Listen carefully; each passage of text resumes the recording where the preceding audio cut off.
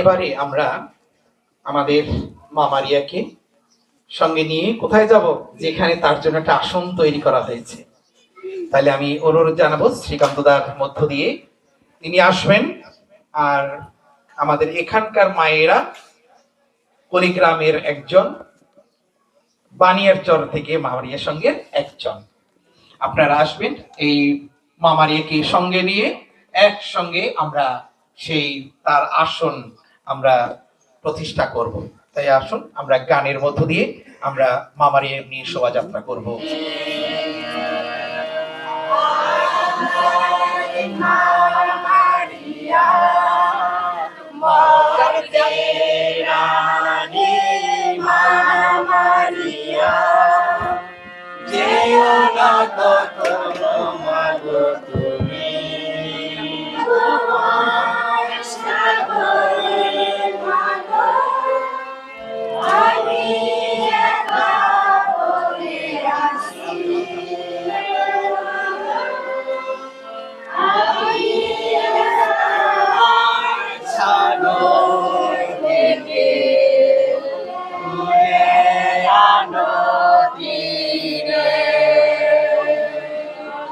Yeah.